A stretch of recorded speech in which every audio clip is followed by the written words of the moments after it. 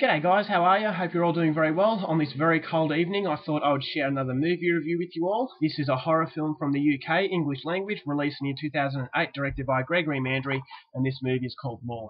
And the story to Gnaw is as follows. A weekend trip to a remote country house and a lot of fun. That was the plan of the 7 young people. But by nightfall, the bare terror awaits them. A pack of cannibalistic psychopaths is waiting eagerly for fresh meat and begins a cruel and bloody game which ends in a fight for life and death. A hellish, violent night takes its course, and only a few lucky ones will make it till dawn. So the movie centres upon a group of friends. They are going away for the weekend in this rural part of Britain. So they get to the country house that they have borrowed from this woman that one of the friends spoke to on the phone. The woman greets them with some delicious food that's waiting for them.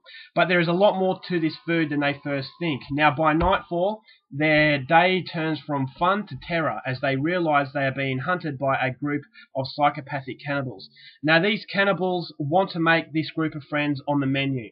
And basically they realise that the food that they were eating earlier were, the unfortunate victims of the past. So, it turns into a night of survival as these friends try and outwit these cannibalistic psychos, and whether or not the group of friends avoid becoming food, that's something you're going to have to find out for yourself, because that's as far as I'm going with my synopsis.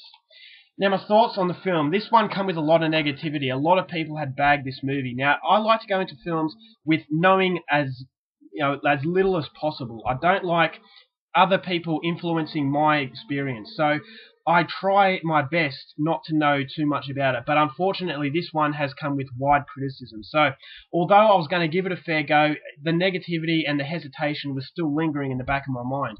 But what I like about these sorts of films is that each to their own. Just because someone else doesn't like it doesn't necessarily mean that you're not going to enjoy it. So I have been surprised by other films that a lot of people seem to bag, but it is really up my alley. So I was hoping that this movie would be one of those sorts of films where I wasn't expecting too much and I get a pleasant surprise.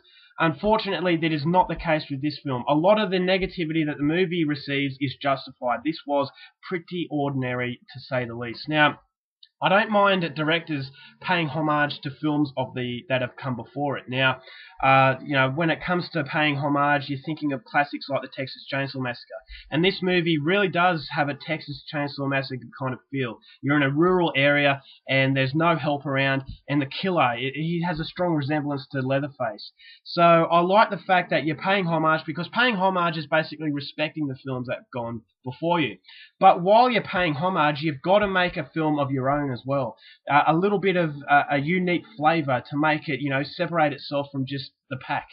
Unfortunately, this movie makes no attempt to really have a new twist. It doesn't really want to make a shadow of its own. It stays in the shadows of films that have previously come, and therefore it makes it a very, very, very empty and unfulfilling experience. Now, it is a boring film because of the fact it's so predictable, because you've seen all of this stuff before. Texas Chainsaw Massacre, they've borrowed stuff from other films that I'm not going to go into detail about because I don't want to give anything away. But even if I gave something away, you would still not be damaged by that, because it follows a very predictable, it's a very familiar formula. And by the end of it, you feel that you haven't really experienced anything. You just experienced a director who was out of his depth as far as horror films are concerned. Now, I hope that this was just a starting attempt for him, because it shows that he doesn't really have any passion. There was no enthusiasm in the film.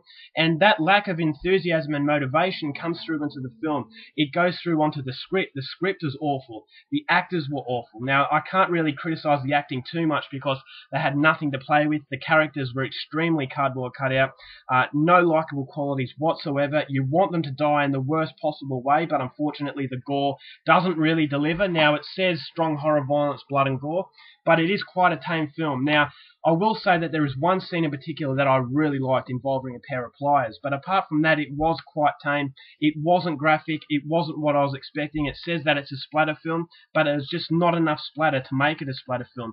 So it really does advertise something that it's not. I like the idea of it. Now, as I said, it's not original, but if it had really good gore and it was a nasty sort of experience, I could excuse that. But unfortunately, nothing really comes out to say, look at me. Nothing really comes out to say, that this is a worthwhile experience. If you passed up on this opportunity, you're probably not going to be missing much. Now, the acting was bad, especially from one character with a beard and dark hair.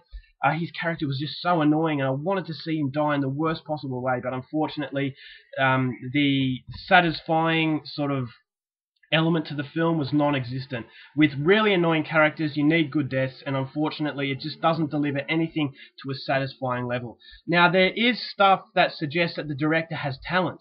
The cinematography, although it's a low-budget film, it doesn't really feel like a low-budget film. It feels like the director has skill behind the camera, but it just feels like he didn't know exactly what he wanted to do with it, and he was playing it safe rather than making a film of his own. So he's taken ideas, he's put them into a film, and it's just a collection of homages, I guess you could say. And it doesn't really have any depth whatsoever. It doesn't have any real redeemable qualities. As I said, there is one scene in particular involving a pair of pliers that was very, very memorable, but unfortunately that was pretty much the only bright spark of the film. The ending was just, it meandered along, and it was a fizzer. It's like the firework. You light up the firework and it just doesn't explode. And that's exactly what this film does. So, as a result of all that, a very, very disappointing experience from the UK. British horror has been really good lately and producing some really good stuff, but unfortunately, this is not a movie that you can add to the pile of memorable films. It's just another film to add to the pile of mediocrity. So, unfortunately, Britain has not delivered in this film, Gnaw. I'm going to give this one 1 star, because of the fact the cinematography was kind of good, and that the one scene in particular was very nasty. But apart from that, a very disappointing effort from Britain. If you've got a passion for British horror, this one is definitely one that I could say avoid at all costs. So 1 star for the British horror film Gnaw. Definitely a very disappointing experience. Alright guys, that's my review. Hope you enjoyed it. Till next time, keep watching movies, and I'll see you later.